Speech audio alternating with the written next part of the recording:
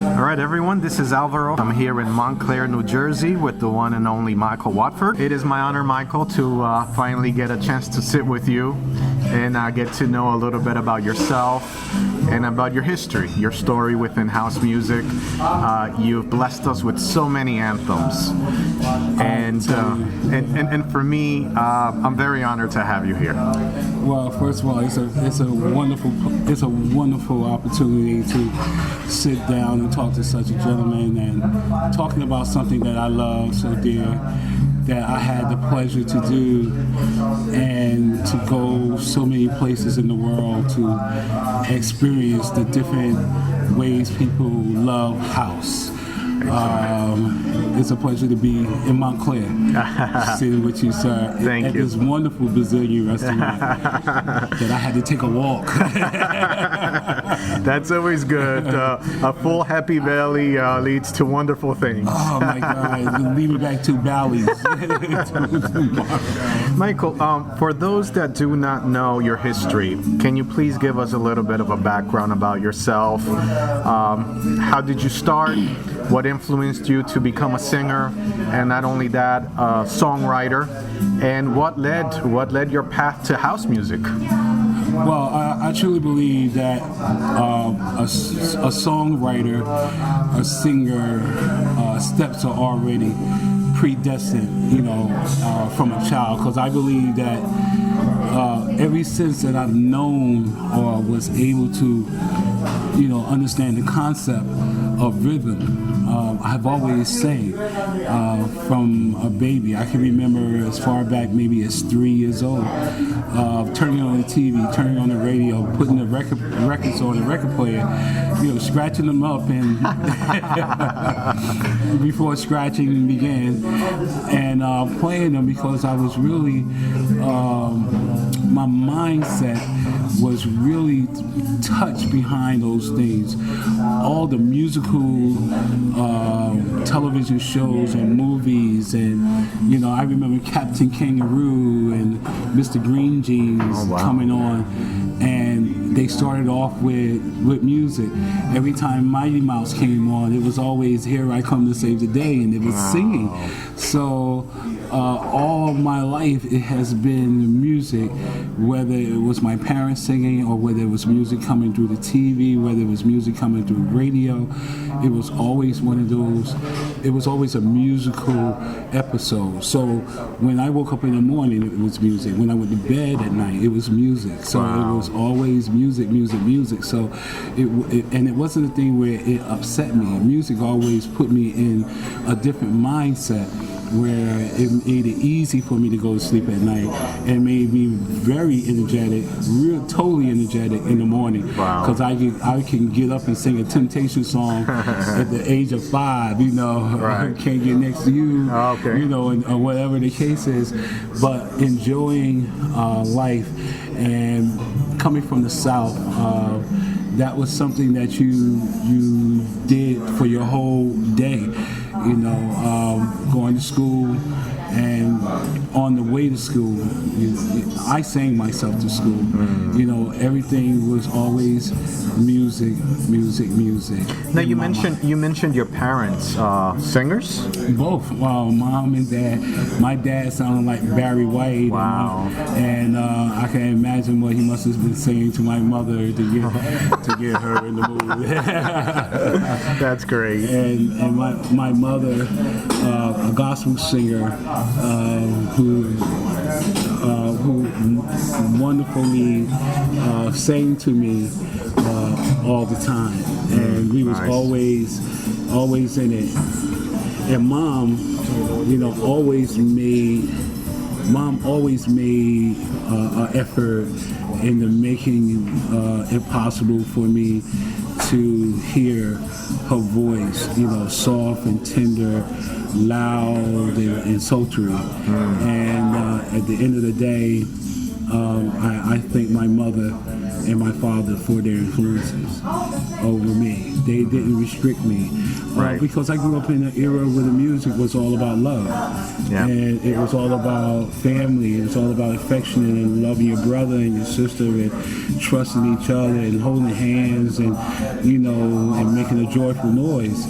And, when you're growing up like that, everything is beautiful. Right. So, I didn't need anything but my peanut butter and jelly and a glass of milk and a song. Well, I think that those influences, you can listen to them through what you write, in the music. And like I said, on my way here, I was listening to your CD, and it's definitely talks about love, holding on, possibilities, yes. Family. Love for two. Yes, so absolutely. Yeah. So what led you to the path of house music? Well, it's a situation where you get in where you fit in. Okay. And I had dealt with the gospel side of music and the R&B side of music. I really never really got into jazz, but I do love some jazz tunes. And I find myself to be able to deal with them. But it was the R&B mixed with the gospel, because the gospel gave me the spirit of soulful, balance to push, to push it over and, to make you hear it and to make you feel it when you hear it. The R&B give it the sultry, the savor of the taste for it, the mellow part of it, where the love side come on, where I have an interlude on the album that's called Sorry, and it's my mindset.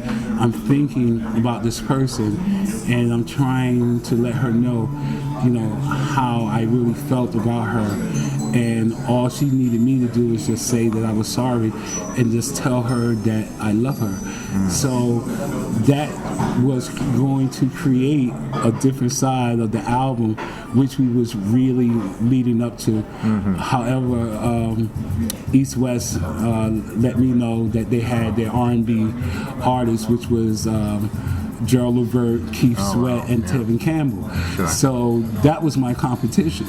Wow. So that was kind of tough to beat those guys, because they had everything that was going with them. Keith Sweat had the South, and they supported him. Gerald Levert with the OJs and his father and them supporting him, and the group Levert, and then Tevin Campbell, who had Quincy Jones. Their teams were pretty unbeatable. So Sure. I got where I could get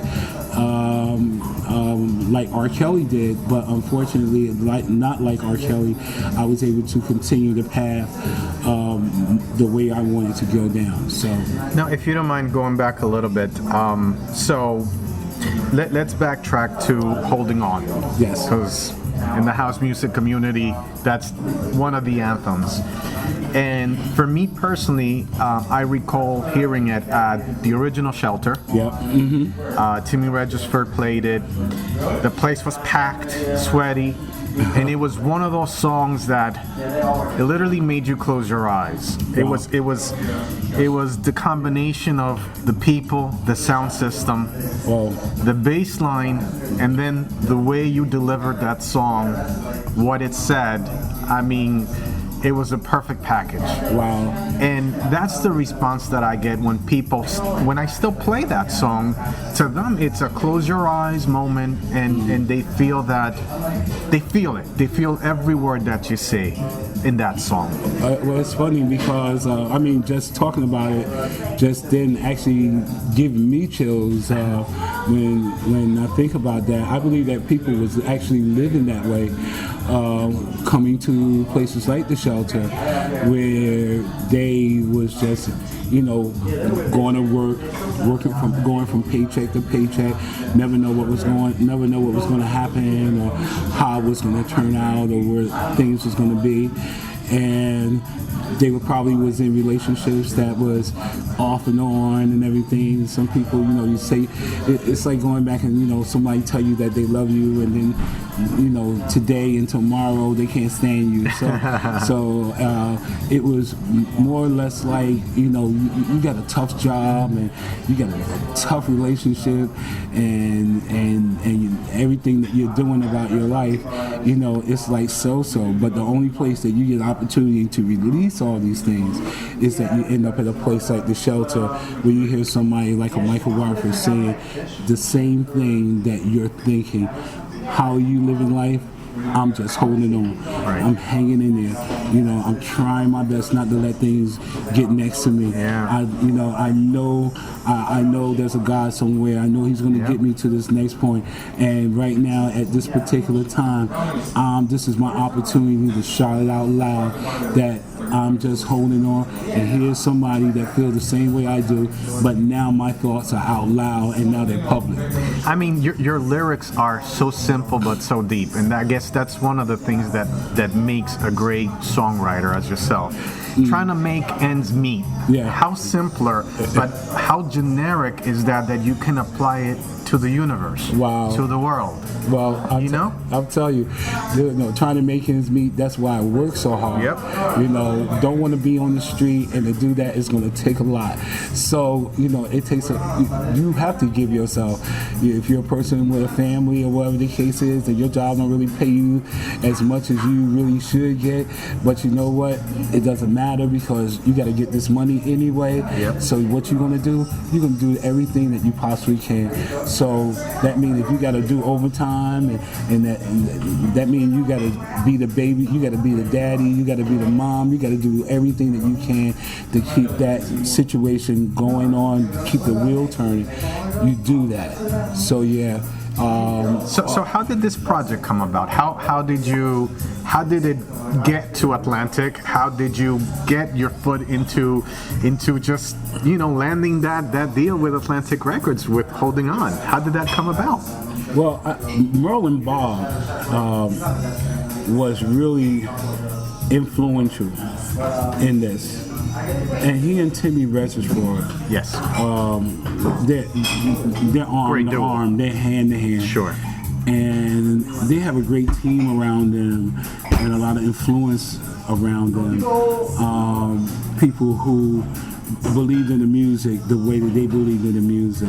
Sure. And they both come up from humble beginnings, but scratching and clawing every way up, on the way up, trying to make a difference in house music.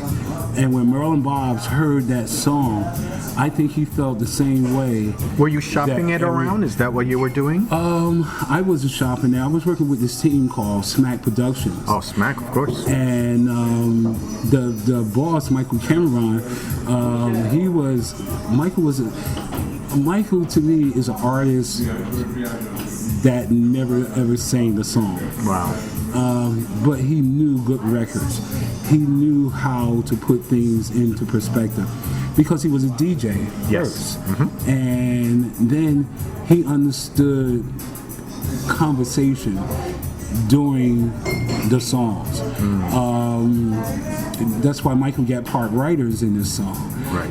Because there were some things that he actually added to it to make those things work all together, as far as that song was concerned. Right. As far as all the songs was concerned, his influence, it always got the Michael Cameron stamp of approval. Along with the understanding that Merle and Bob and Tony Humphreys and Timmy Registrar, who were radio disc jockeys at that time, of course, those guys had the power to say, okay, all together now, we're gonna play this at the same time. Wow. At the same way. And then one day I got a call saying that Merle and Bob love this song and he wants to make it a shelter anthem. And I said, oh well, making a shelter anthem. I said, okay, I guess that's all right. But I didn't know what that meant. I didn't know that was going to be in the form of wax. I had no idea. And they was actually talking to me in that theory, but I didn't understand what that theory meant. Okay. Because I never had the opportunity to deal with that. I understand. When we did Baby Love, that was different. But when we did Holding On, Different in what way? that was Baby Love was different because you knew that you was going to be on a compilation. I understand. With Okay. multiple people. It wasn't gonna be highlighted gonna as Holding On was. Exactly. Holding On was more or less like a song where the people needed. Right. And they wanted to hear somebody sing something, not be selfish and self-centered. Yeah. In a sense, it is kind of like being selfish and self-centered because you're talking about you're holding on. But when you're saying, I'm just holding on, you're actually giving everyone that actually says that to themselves, and when they're having a conversation with a friend, they say, they go up to you and say, hey Mike, how you doing? Man, I don't know, I'm just hanging in there, man, I'm just holding on. So Wow. I had to give that what it needed, and the people who needed to hear that need to understand that they weren't the only one. There was other people that was just like them on the same level that they are, going to work every day. Like I had said, on many occasions, I work for Ralph Lauren. I had one of the greatest jobs in the world. I caught a car home at the end of work. But it wasn't the same as when I got signed to Atlantic Records, because that opened up a whole brand new world for me. And being from the South, coming from Virginia, barefoot, going to school, happy-go-lucky, singing on my way to school, singing away from coming home from school, and hanging out with family members that all they did was the music. I guess this was my way of telling them how much I loved them by putting my thoughts and my passions into songs that wasn't offensive, that was heart-touching, and that was unique in its own way, and things that made people say, you know what, I identify with what this person is talking about. That's interesting. And obviously, it was a major point of your career. Absolutely. How did things change from that point on? Because prior to us, actually, we had a conversation and you shared some interesting points. This album, though, like I told you, is one of the best. I don't want to just call it house music albums, but it's such a great dance album, if you're to choose words carefully here, because house music only puts it in one platform. Gotcha. Dance music, to me, I can hand this to somebody without telling them it's house music. They can actually listen to it and say, wow, what is that? those songs in there are very, very uplifting. Yeah. It's got a nice beat. Yeah. I like this. Yeah. So I try not to get into that whole, generalizing, or I should say, segregating music by a certain name. Right. And it's unfortunately that we've in an area, or an era, I should say, where there's just so many names for dance music: deep, soulful, tech, and to me it's too much. It's gotten to the point where now it separates people, and it separates the root of what music is supposed to do. Right. And what it is. Back then it was R&B. Yes. And everybody fell under that umbrella of an R&B. Mm-hmm. And companies like Atlantic Records, I think, pride on keeping a dance community alive. Absolutely. I believe that's what their pattern was and still is. Because when I listen to this album, it's not like it's a dance album. It's like the fast tunes of an album that have slow records that's coming behind it. Absolutely. And that's exactly the way I saw it. Yep. That's exactly the way I sang it. And the interlude actually comes early because we needed to put that in there to not to lose it, to let the people hear that here's the possibility a person who's doing an area of music, that this person is going to do something different and bring something else to this form of music. Oh, wow. So my influence was like a Teddy Pendergrass and a Stevie Wonder with a Donny Hathaway like vibe, with a Luther like vision. Because every time I listen to Glow of Love, and every time I listen to Searching, every time I listen to those songs like that, every time I listen to Teddy Pendergrass, I Don't Love You Anymore, when you listen to those type of songs, you know, you're influenced with those tunes, but you're also jamming with that speed of those tunes. Sure. That make you get up and dance, that make you get up and say, you know what, that's my song, and I'm getting ready to do my thing. Right. And you know, it is the pattern that I wanted to put down to show that, okay, I got you up dancing, and now here come the interlude. Yep. And I'm getting ready to put us in bed. Yeah. So I had the theory of the possibility of having a whole nation of love child or babies coming, right, that was going ready to come do the house music. Wow. Now this album, for anyone that's listening, it's a must-have, is the Michael Watford album that came out on East West Records. Love for Two, Love Me Tonight, First Mistake, which is also a great... Sable Jeffries. Oh my God. Yes. She is incredible. Incredible. Also on Other Atlantic Records, 12-inch, Love So Special. That's right, Love So Special, yeah. Holding On, obviously, Happy Man, So Into You, Love to the World, which is your take of LTDs. Oh man, Joe Smith, yeah. And to me, it's such a great version of it. Yes, you know? yes. Yesterday, Love, and of course, Michael's Prayer. Yes. Michael's Prayer was also another huge impact. Wow. And that here come Roger Sanchez. Okay. We're in the studio, and he's doing a remix of Freedom Williams. And I believe Freedom Williams, he was a CNC Music Factory of course. guy. And he was doing a remix to his album, and Roger comes in. He said, Reverend Watford, as sarcastic as he could possibly be.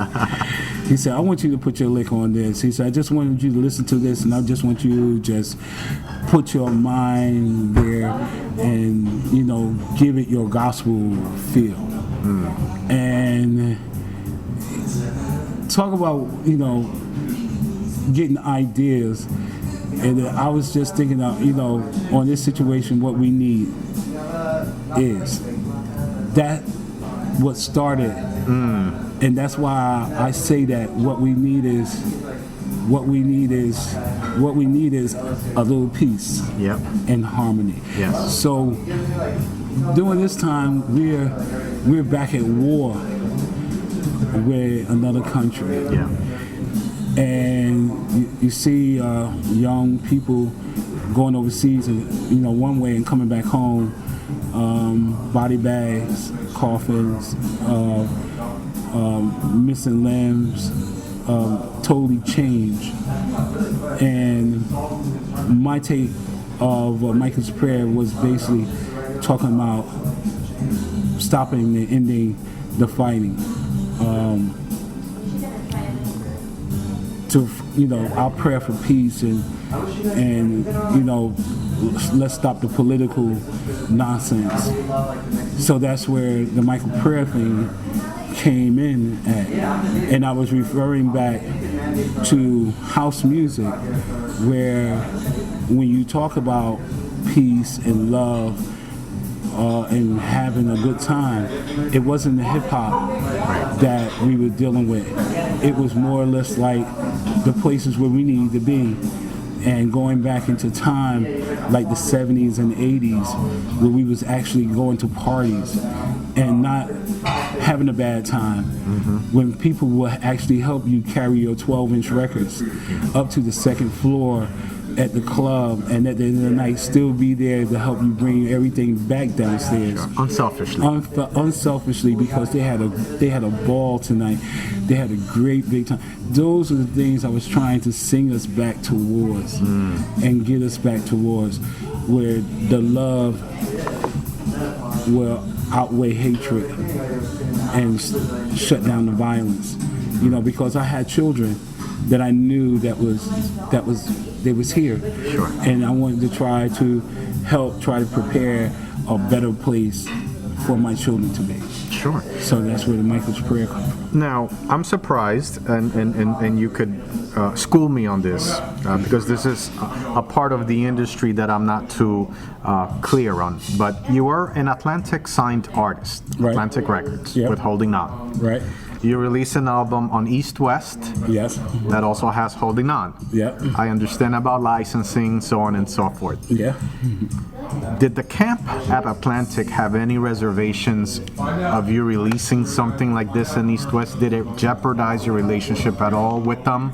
How did it change? Well, to be honest with you, they're all under the same umbrella, and that's Warner. Right. So Warner's the father of both children. Right. So basically, whatever Dad said, this is what was going to be. Understood. And then you had Big B that was part of that. Yes, of course. That was, that had to fall in line Yeah. behind. They said, okay, this guy is doing all this stuff, and he's on all of our affiliated Yep. labels. We're going to put it all together and make it work. And that's what they did. Did this album catapult you to a level where now it's kind of surreal to you? Yes? Yes, it did. In what ways? In material status. Okay. Now, without giving me a figure, because I have spoken to both remixers, producers, and other artists, you were living life well with the amount of money you were making back then. Absolutely.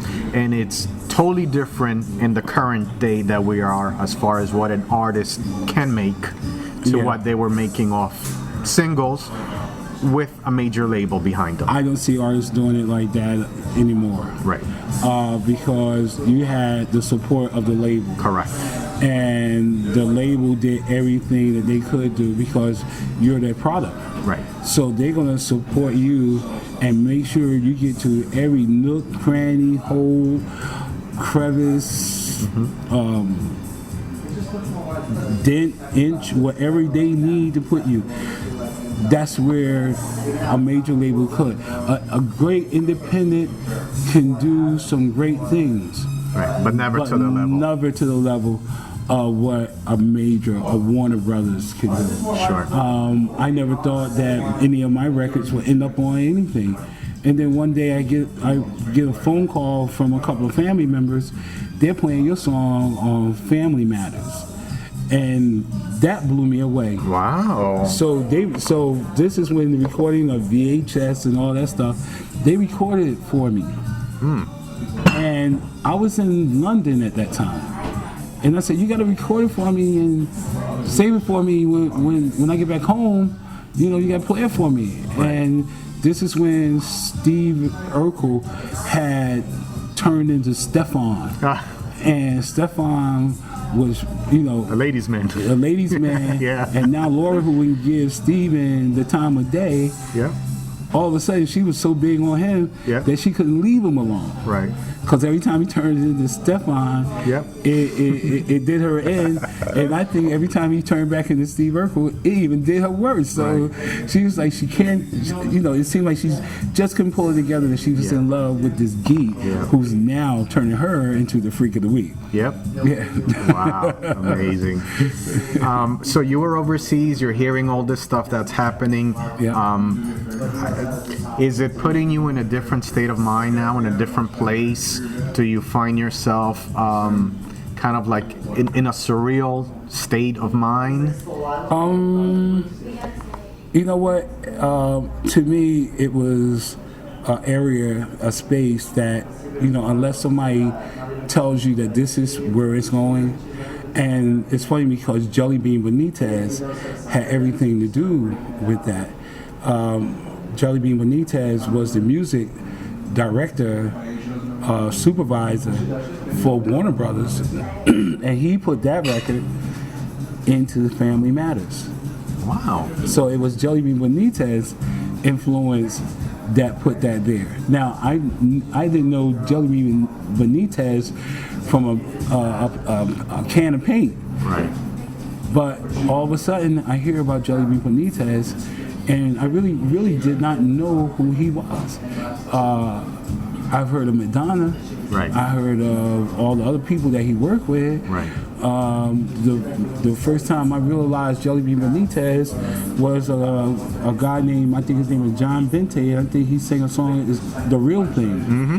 And that's when I first heard of Jelly Bean Benitez. Mm. So this is years after Jelly Bean Benitez with the curly afro and all that. And now he's the man, and he's just taken a Michael Watford record, Love for Two, and giving it life forever. Wow, that's an amazing story. So and far as the ideal of understanding what that was really all about, I didn't imagine, because my mind wasn't there. My mind was in performance. My mind was in writing. My mind was in staying wide awake with my eyes open, because I don't know what's coming down the line, what's getting ready to blow right past me. And that's something that I believe that one of those things that blew right past me, and I didn't jump on that train fast enough, because I had no idea that that's the type of ride I was into. Wow. Or I was on. Right. I was basically sitting in the back seat with my Kool-Aid in one hand, and my cell phone in the other hand, waiting for the call. Wow. And never got that call, but I was on that ride. Right.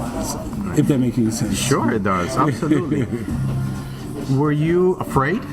Were certain things more challenging than what you previously thought it would be, right? Because everyone thinks, I want to make it, and I want to make it big. I'm a DJ, so I always figure traveling, getting my name out there, it must be amazing.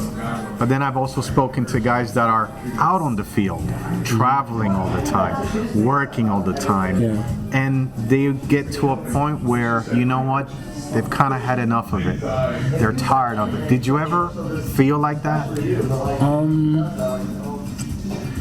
I got homesick. When you go to countries and the atmosphere is totally different than where you come from. Like here at home, you can plan a cookout, a barbecue, a picnic, or set up the game, football or basketball outside, and everything is 9 times out of 10, more or less like 9.5 times out of 10, you're able to achieve that. Right.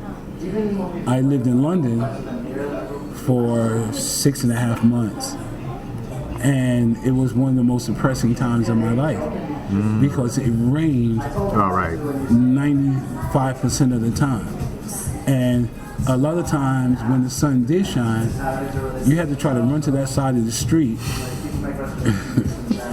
I'm telling you, it was pouring down rain on one side of the street where we were standing at, and across the street, beautiful bright sunshine.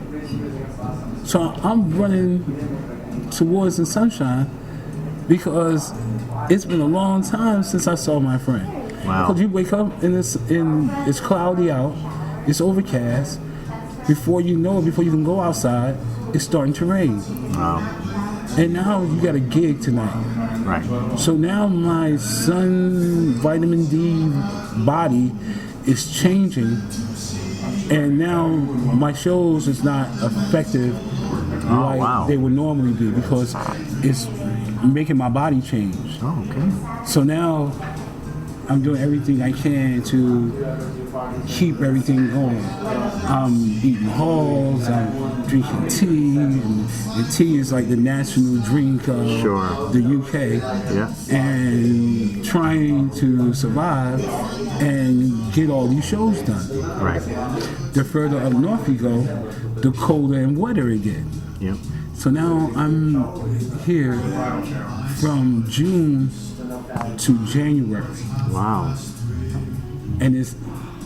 And I can't remember one time that we had a day that it was a whole day that it was just sunshine. Oh, wow. So that was one of the points that I had. One of the situations that I had with being on the road and six and a half months away from my children. Wow. So that was another major blow. To leave before they got out of school, to not to come back until January. Now it's cold and snowing over here. Sure. Not much you can do. I put them in the car Yep. and drove down south. Right. To my mother's house in North Carolina, just so I can get some sun and some fun with my kids. Wow. And that was, that was the reality part of it, because the country that I'm dealing with is the main country that's saying, yes, we love Michael Watford. Wow. Yes, we need Michael Watford. Were you surprised by your influence in a country far away? I was in shock. I had no idea. The first time I went over there, I was with Roger Sanchez, Kathy Sledge, and Elias, and that was the tour.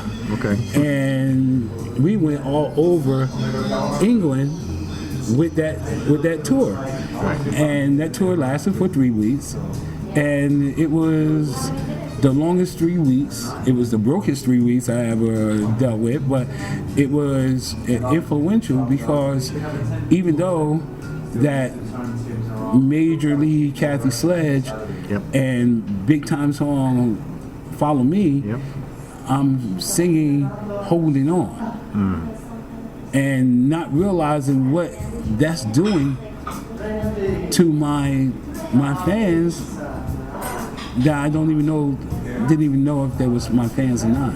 I didn't find out that they was my fans until they heard the song, and the DJs, God bless Bobby and Steve on Kiss FM, was killing my song on Kiss.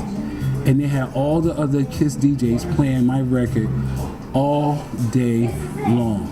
This was Warner Brothers, UK, saying this is our guy from the US. Wow. From the US, and he's coming over here non-stop. It's amazing to hear that the communication, that the community that the record labels had, such as Warner Brothers, traveled. Yeah. And they were not exclusive to just highlighting an artist as yourself only in the States or only in Europe. Because at some point that broke. And you had artists that only made it in the UK, difficult to make it in the US, or vice versa. Yeah. To be in the competition where over here everything was segregated. R&B, rock, pop, soul, jazz, funk, country western, all one category now. Wow. So I'm looking at my record, and when I saw my record, it came in at number 75 on the Billboard. Wow. 2 weeks later, it was in the top 15. Oh my gosh.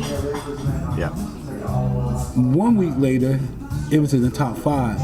And then when it hit number 1, that blew me away.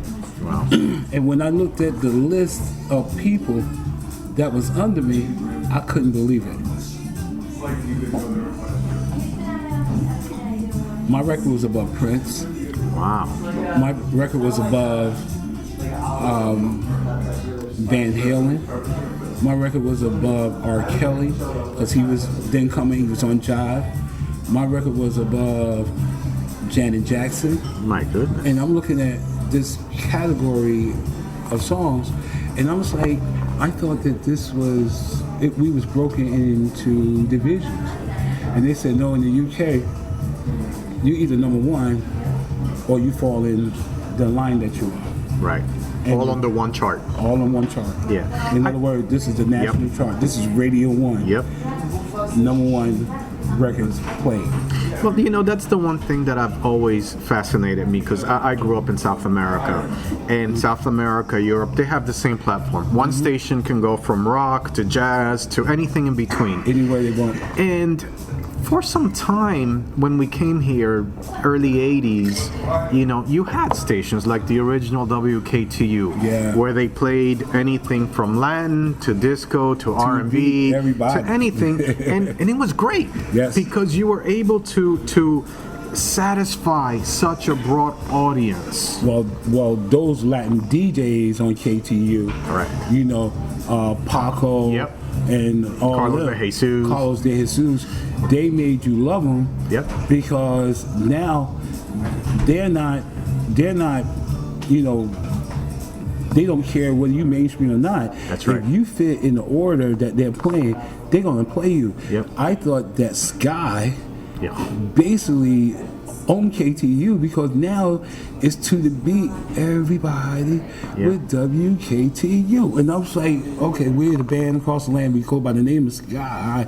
And I'm like, I'm hearing this and I'm listening to this, and this is a KTU record. Right. And I'm saying, oh my God, that was one of the influences that hit me, because I never wanted to be stereo type.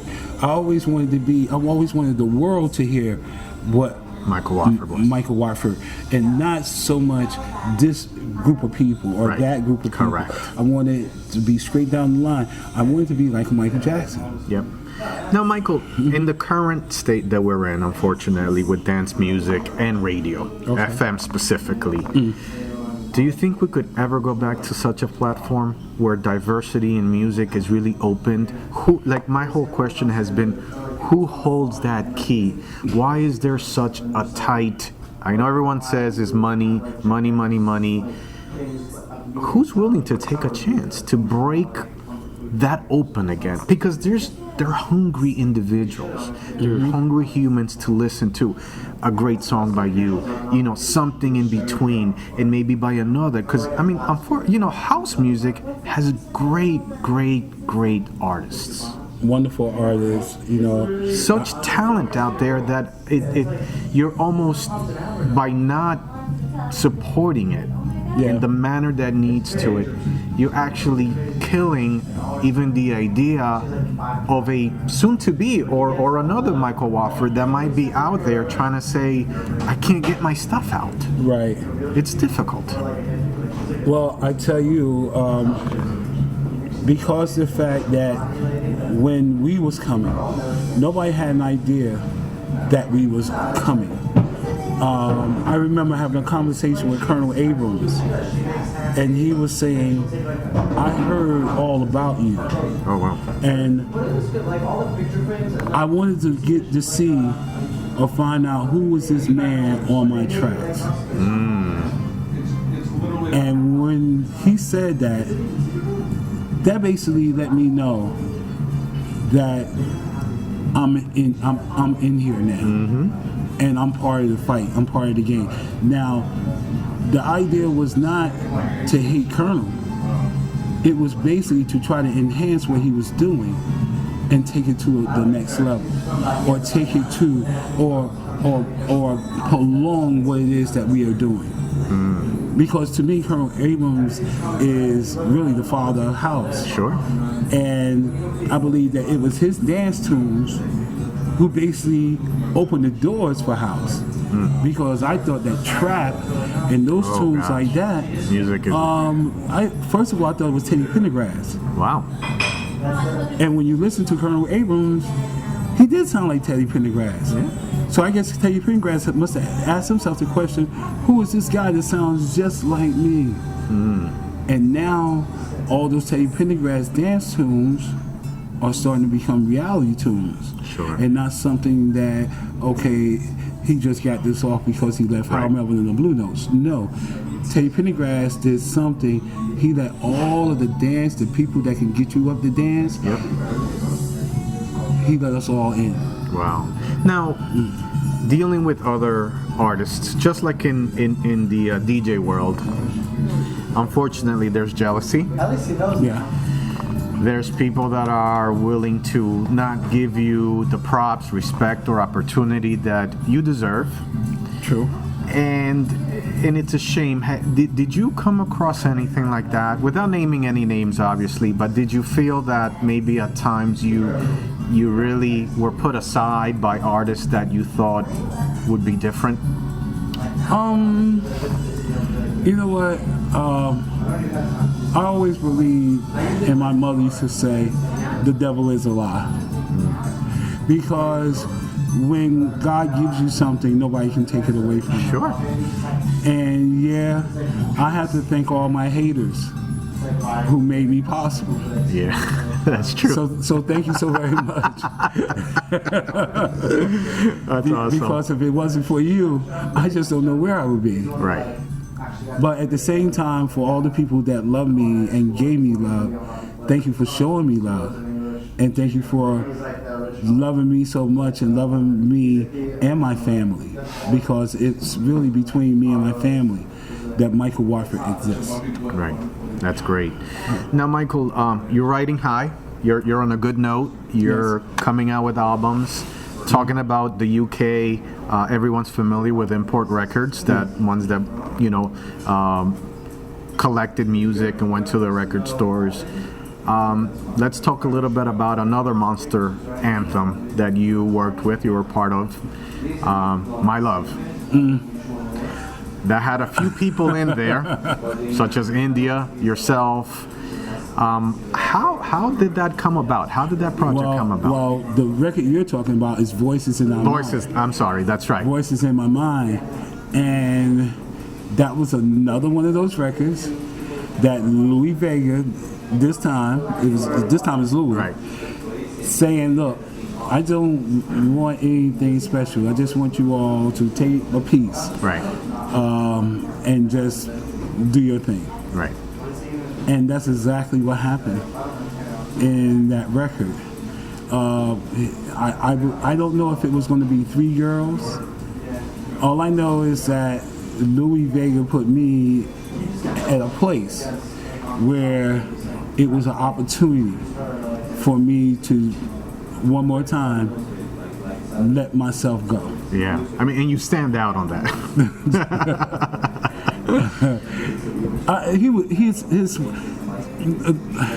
To me, it's the show record. It's a show record of three different characters, three different singers, three different singers that sang around the same kind of range. Yep.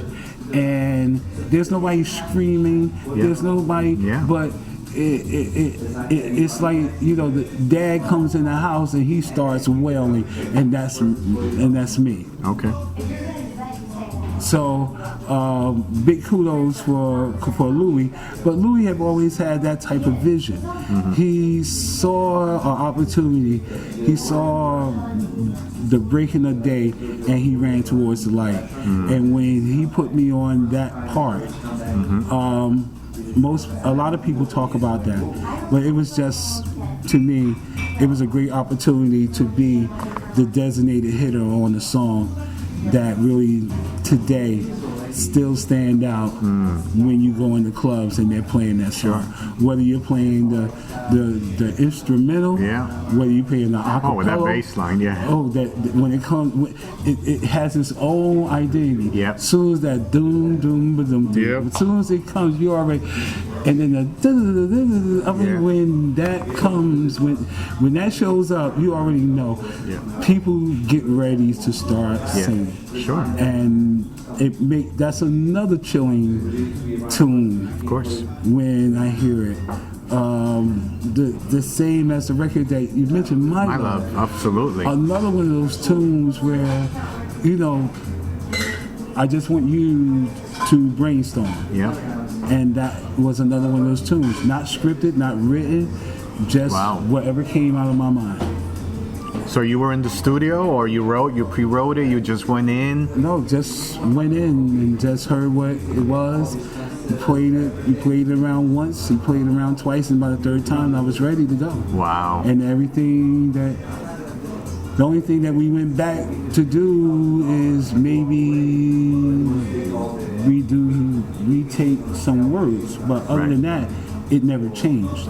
Awesome. Never changed. So I don't have a piece of paper where I wrote down any of that stuff. Wow. Any of those three tunes. The Roger Sanchez tune, the Louis Vega tune, both of them Louis Vega tunes. Yeah. And never had a script. How was the ambient of all these artists that are now coming about, that have what you would want to call an anthem, such as India, yourself, mainly anything that Louis produced back in that day, you know, had substance, had a brand. Yes. What was the atmosphere? Where was everyone saying, okay, this is writing, it's never gonna end, you know, this is too good to be true? Like, you know what, it had that feeling that this was a situation that was gonna be a one-time deal. oh wow, okay. It had that vibe, and you have an opportunity to be at bat. Here I am in the game again. You have an opportunity to be at bat, and you get one time to swing. Now, you can either hit a ground ball, you can hit a foul ball, or you can do a home run. Right. And in this case, the three batters up at that time got one pitch, and everybody knocked a home run. When it came down to those vibes. People today don't write like that. People don't have people that's on the cup. They want to be more controlling of the artist, and you can't control an artist when you're letting yourself go. Why do you think that happens? Because the lack of control that the producers had when it came down to the writing part. Because you can't say that you get writers when it's a freestyle record, freestyle vocals. Understand. Because what I'm doing is off my mind. Right. So you can't tell me what's on my mind. Right. I'm writing, I'm saying What you feel. whatever's coming up in the smart board. And that's what happened to me. I don't know about the other girls, what they was doing in the vocal booth at that moment, but I could tell you that far as I was concerned, I was so fired up and hyped up that it was just me and God delivering the situation. Wow, awesome. Is there any particular performance or studio time or anything that you felt was unforgettable?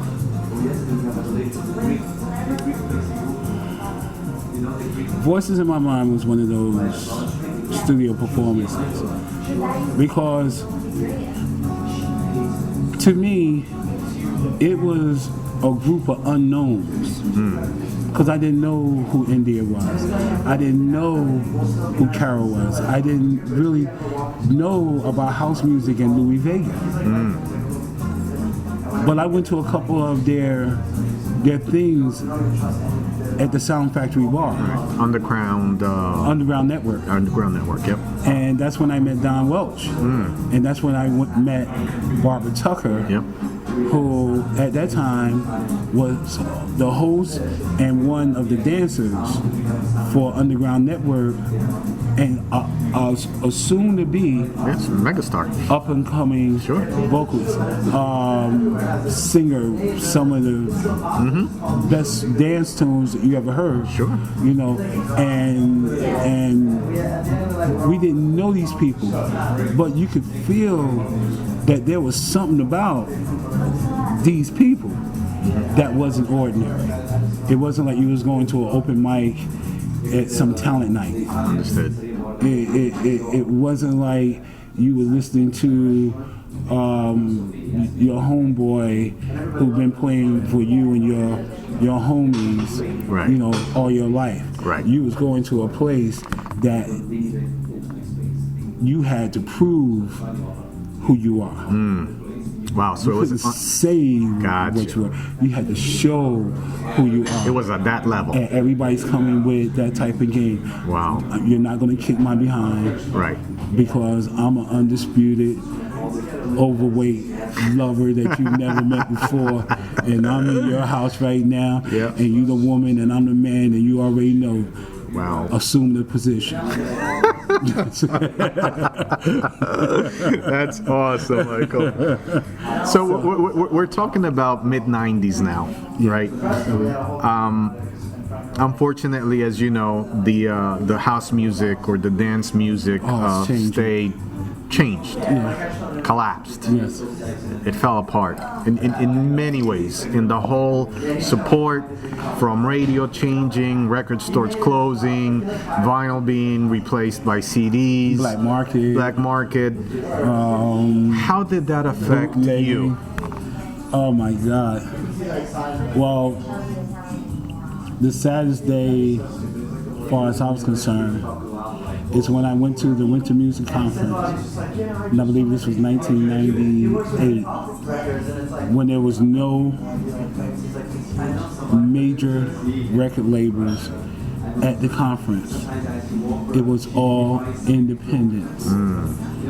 And we saw some of the guys who was the A&R people of the major record labels that was down there, basically looking at everyone and basically saying to them, it's to all of us, we just got a divorce, and we had no idea that we was divorcing.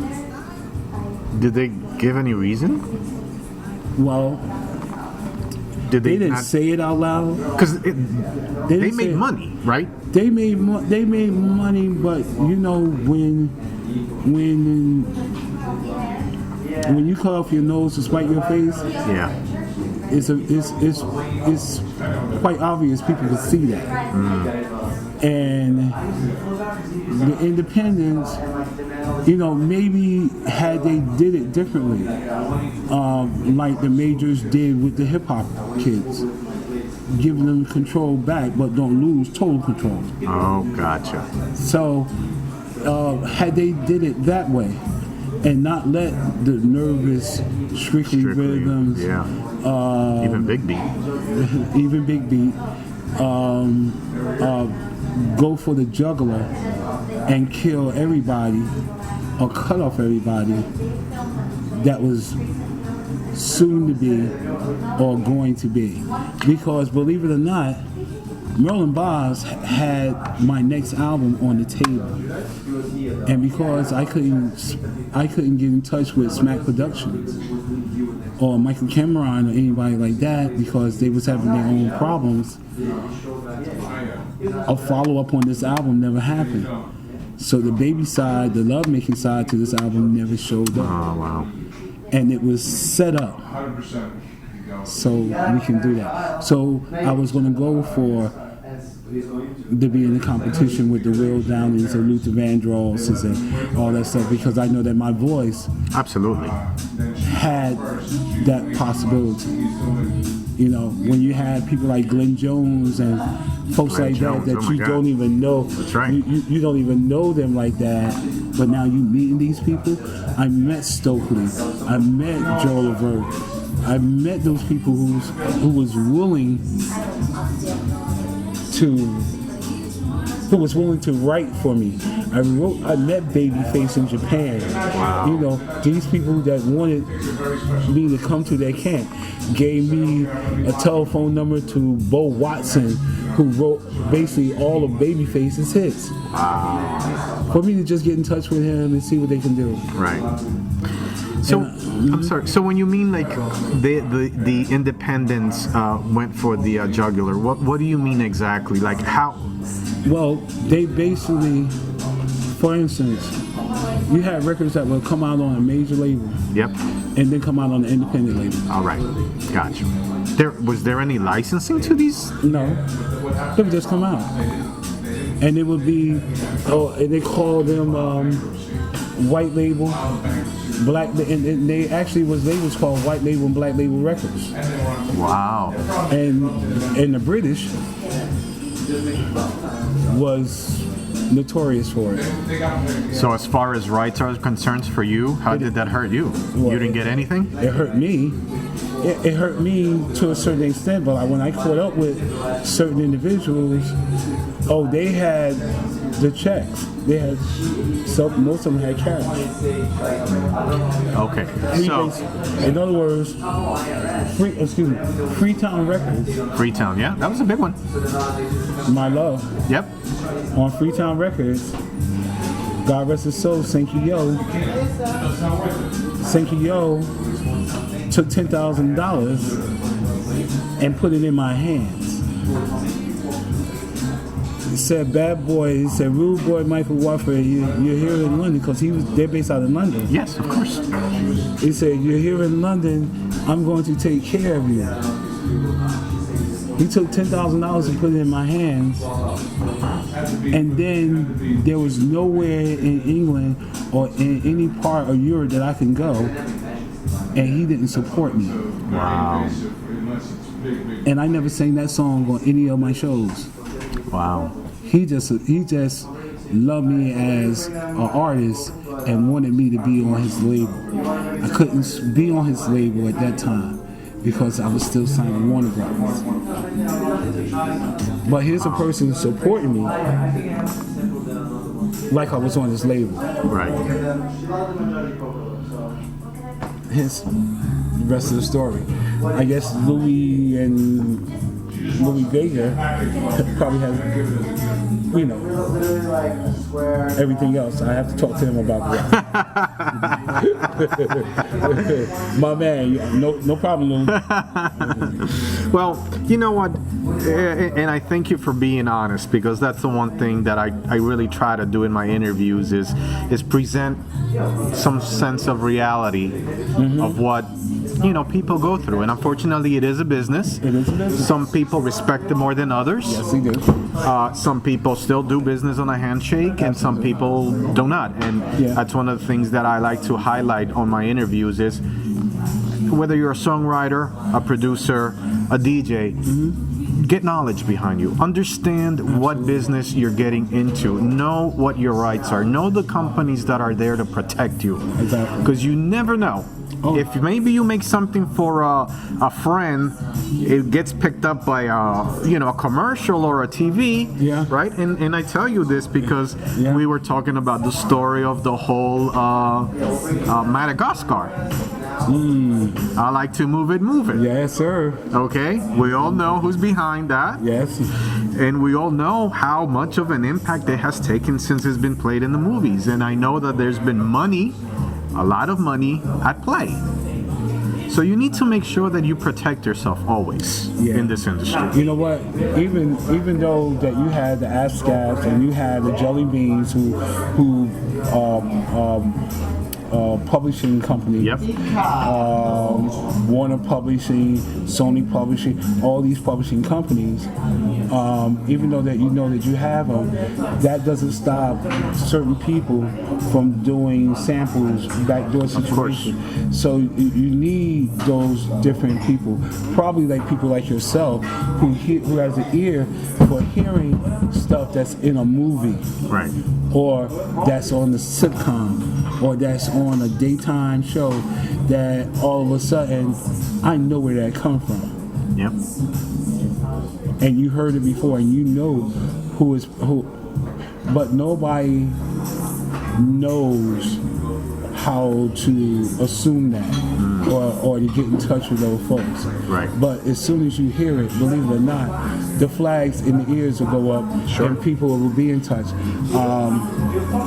I've heard some stories with some of the people and some of the horror Yes. stories behind some of the folks, and some people not really getting paid the money that was made. Sure. And you still have people walking around with bodyguards because they're afraid that somebody might Try to do something. do them. Yep. And you know, I never ever believed one time that I would stop writing tunes. Right. I always believed that I have so much stuff in the file that writing a tune, you know, releasing one of my children, that's why I call it, releasing one of my children, I would have a problem with it. Because what's mine is mine. Of course. And it's a fact that once you heard a Michael Watford tune, you know it's a Michael Watford tune. Absolutely. You have that distinct sound to yourself. Thank you. Not only in your voice, but also in the message that your songs carry. Absolutely. So how do we move forward, Michael? Well, we keep on writing. You keep on loving what you do.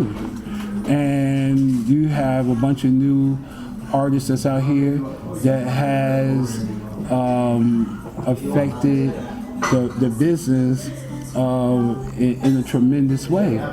You just have brand new avenues and ways of how to do it. And you have to figure those ways out. Nobody's going to hand it to you, just like back in the day, they didn't hand it to you. It actually needed to be worked on at the same time. But at the same time, you know, records like this will always be a possibility of returning back to the scene, because this record right here is over 20 years old. Yep.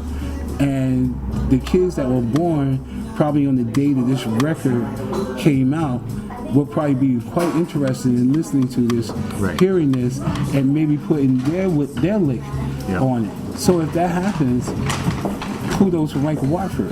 Right. Because now here comes It's a new ASCAP. generation. It's a new generation Yep. and brand new storyline. Yep. So maybe Michael Watford might take about 9 artists and do like 9 covers of this tune. So you're open to the future. You're open to the new sounds that are there, whether it be on a techno-y side, maybe not a soulful side, but you're looking still positively on what the future might hold, even though the support system is not as strong as what you had back in the day, right? 'Cause- Well, it's still a support system, Right. And how you work those muscles to make it work for you is how you do it. Understood. But if you don't do anything to work those muscles, then you can expect, you know, the cards to hold up. I You understand. know, if you can't build bridges like that. Is it harder now than it was back then, Mike? I don't even know what hard is. Meaning, okay, Because remember, I had no idea that this was happening to me. understood. I'm a person who is a singer that just loves singing, and never had an idea that this was about to happen to me. I was quite satisfied working with Ralph Lauren. Understood. Okay. So I'm already living a good life. Right. I'm in fine art, fashion. Right. And all of a sudden, one day, I get a call saying you just got a record deal with Atlantic Records. So I go to the library and look up Atlantic Records, and all of the artists that's on Atlantic Records, I'm part of that group. Right. Amazing. We should literally get them divorced. Yep. And nobody can take that from me. Absolutely. I guess what I'm trying to say is now with technology, with the lack of, you know, a major label supporting dance music as the way it should, and artists having to make things happen for themselves, whether it's your own publishing, whether it's your own website to, Michael Watford's site, where now they go and they download your songs, as opposed to being able to present this to a major label and have it sold across.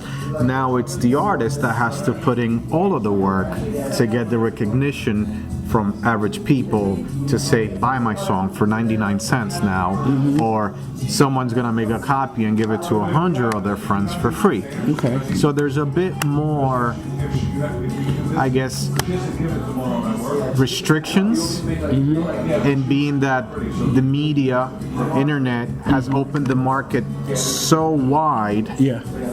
that there's now little money for an artist to make and triple the hard work. Right. You've been fortunate to come about on a different path, Yeah. but I'm sure now you find it a little difficult to put out new work. I guess by choice, Okay. because you have to know when the bell tones Understood. and when the game is over. But the future is not ours. It's the ones that's coming behind us. And I have a 10-year-old that sings, that dances, who's a musician, who will probably be willing to take her father's songs and reproduce these things. Something that's that's on Right. The current level or the future. is in the future. Wow. That's awesome. For providing that we all live to see it today. Right. And from what I understand, those days are coming very soon. Do you support any certain DJ or any parties that are out? Are you involved in events like that, or do you pretty much just take care of what Michael needs to do as far as your projects? Are you involved in the music? Because I think you've mentioned to me that you and some friends, Kenny Bobby and yourself, Right. You keep conversations and you try to do stuff like that. Yeah. How important is that to keep this industry alive? Well, it's important for us because our standard in music, it has survived these tests of times. And in order for us to really come from out of where we are, come from out of Egypt into today's world, we have to stop thinking the old time ways. So one of these days, one of us is going to strike one of us. It's going to hit one of us, and it's going to trickle down. How are we going to be able to come back to the situation? It might not be the way that we was, Yeah. but it'll be the way that we are. Right. So I look and see that as long as a Louis Vega has an ear, as long as a Lenny Fontana has an ear, as long as a Timmy Regisford still have an ear, as long as a Sylvia Roman and Merlin Bob still exists, we will always still be here. Right. It might not be what we want it to be, but the next time it won't be what it used to be. Right.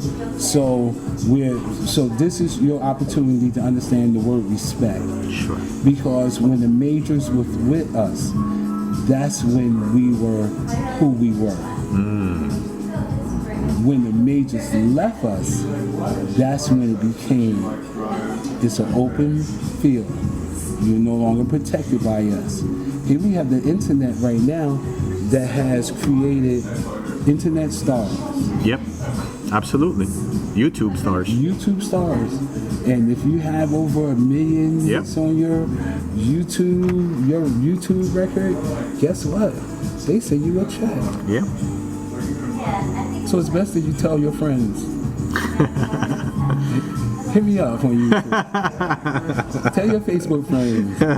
Hit me up on YouTube. Right. Wow. That's interesting how technology has made all of this virtual from all over the world possibilities. Look, when Star Trek came out and they started showing you all these holograms, Yep, that's true. this was in the 70s Yep. when Scotty was being beamed up. That was telling me that one of these days I can see a Michael Watford doing a show in Japan, Yep. doing a show in Italy, doing a show in Russia, doing a show in China from his own living room in his house while the Wow. ching ching Yep. is hitting his bank account. That's a great way to put it, Michael. Yeah, I mean, at the end of the day, it's a reality. Sure. You know, they show it to us in a cartoon first, Yep. and then it becomes reality. You're absolutely true about that. And so From the smartphone on the shoe, right? From Get Smart that's right. to your cell phone now. to your smartphone in your hand. That's right, on your watch. That's right, on your watch. Absolutely. Yeah, every time I go to Verizon, I'm tempted to buy that watch. Yeah. I said no because I can't even see my smartphone right now. So why would I buy a watch that I can't even look at it at all? Mike, out of all of your travels, Yes. which country has really surprised you? Japan. Japan. Oh my God. Oh my God. I hear that a lot. Let me tell you something. I did 14 shows in 17 days all over Japan. 14 shows in 17 days. In Japan. Wow.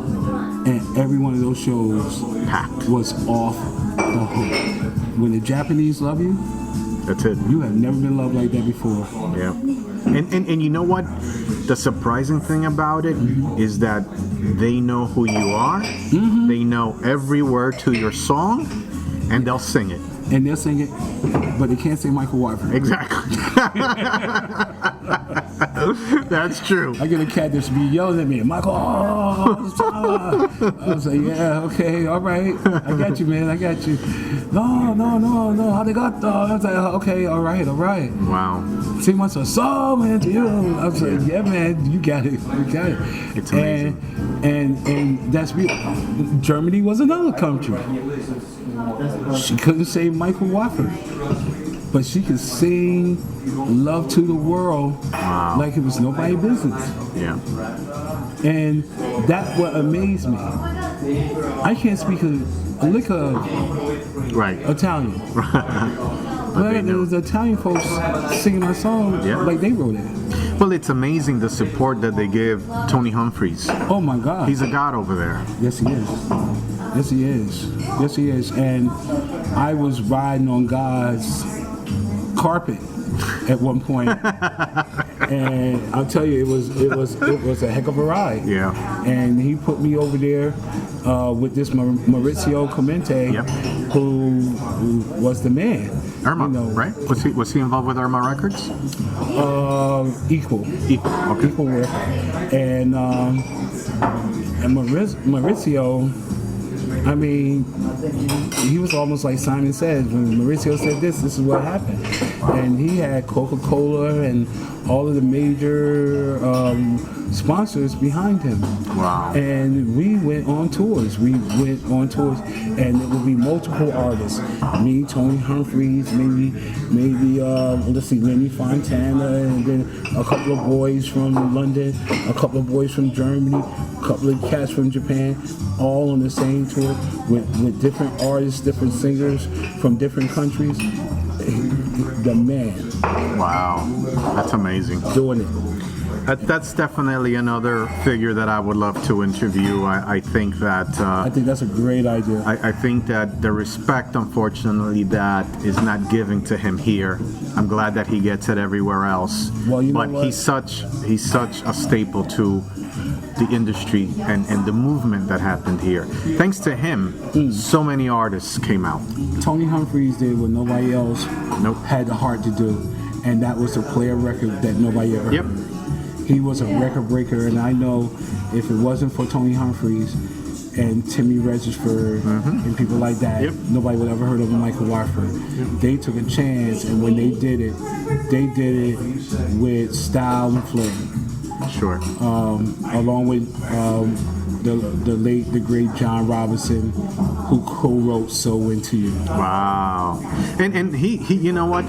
The more I read about him, the more I read about him, the more surprised me on just how talented John Robinson Oh my was. God. Not just a midday DJ. No. But what he did with his artists, He's an artist. the label, Yes. the production, Yes. some stuff that he's made was so profound. Yeah. You know, the Wall project that he did. Some songs in there to this day are just beautiful songs. Yeah. Yeah. Yeah. Another situation I had no idea I was going to be involved with. Yeah.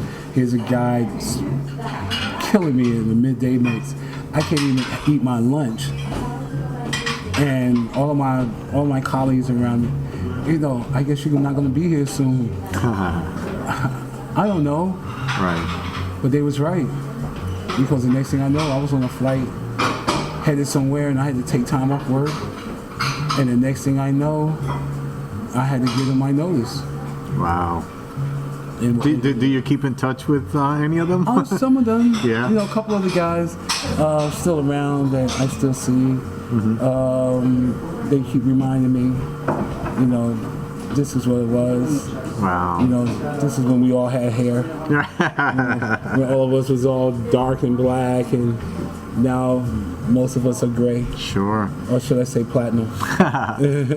What does the public or what should we expect from you in the future, Michael? More Michael Watford, the return to classic style Michael Watford.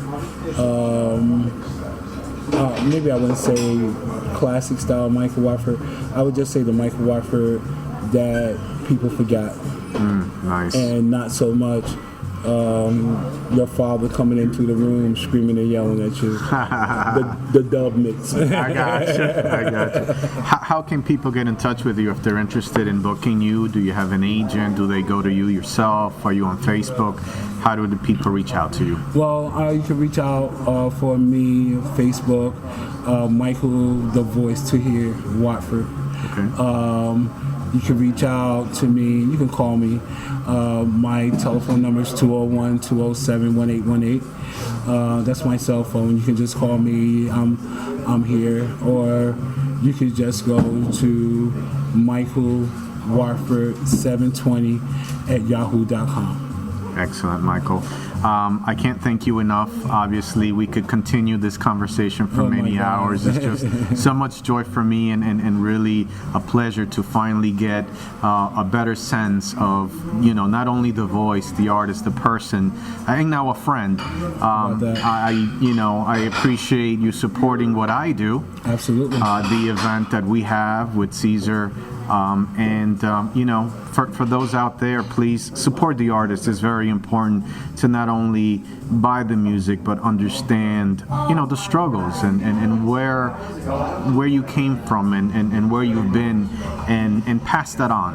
History is so important. So I really thank for your time, Michael. Oh, thank you so very much. It's a pleasure. Thank you for inviting me to this wonderful Brazilian restaurant. I should never forget it. In fact, we're going to come back up here and hit this bad boy. Awesome. Absolutely. And to you and your family, I wish you a wonderful Christmas holiday. And I don't know who this is calling me, but I'm pretty sure that whoever it is, it's important at this time of night. But thank you very much for having me, and Merry Christmas to you, Thank you, and Michael. the family, and Caesar and his family, and all of the house people, families out there. Remember one thing: God loves you, and so do I. And our mutual friend Rabu, it wasn't for him, I would have never met you. Rabu in the 76, East Rutherford, baby. Thank you, Michael.